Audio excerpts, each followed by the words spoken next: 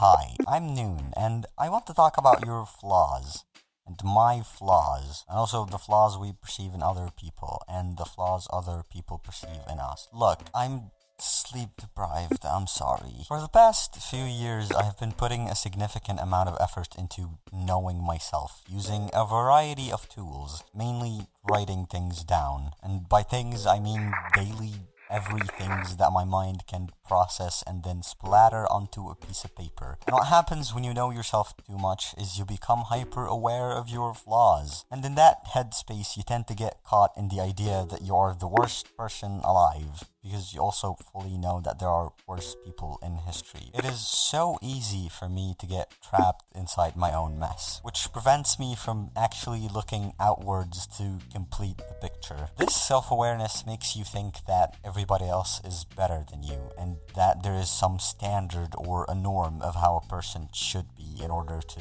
be considered good. And in your daily life, you deal with most people on a very shallow level, so your head starts filling in the gaps, making it seem like they've got it all figured out. This sometimes leads to being over apologetic, like when someone steps on your feet and you apologize to them because it's your fault that they stepped on your feet, which is often mistaken for passivity or naivety.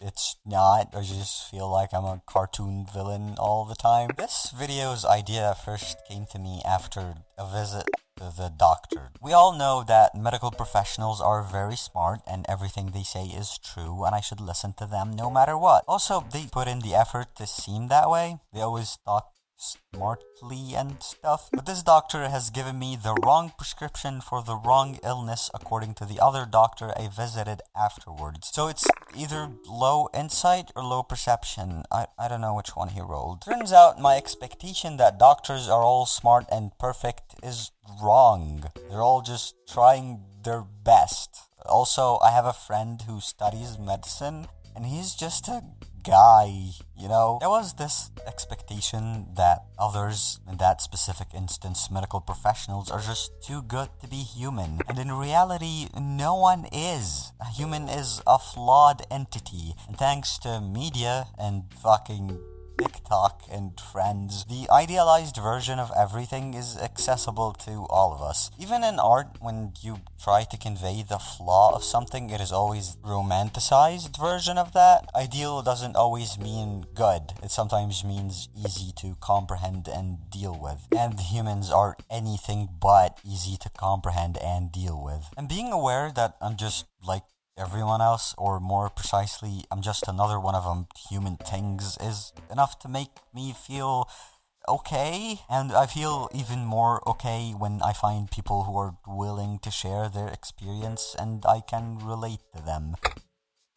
Expecting perfection doesn't always cause self-awareness. I actually think a lot of problems and disagreements are caused by this. Someone expecting someone else to be perfect in some way or match a certain standard that only exists in their own head. And when this expectation isn't matched, it turns into disappointment. And when people get disappointed, they like to express that very clearly. You can see that in a lot of relationships, ones with kisses and ones with no kisses or any other kind of relationships. And it is really interesting how people always tend to pass others through their own filter of perfection. Like, everyone should act and make decisions the same way I do, and if they don't, then they're dumb. And also, if they're incapable of doing the things I'm capable of, then that means they're dumb and wrong. It is the generalization of the experience. Of course, if someone else's shortcomings are being inflicted on you maliciously, then you have all the right to do something about it. But actively looking for and criticizing their flaws and failing to realize that no one will be able to fit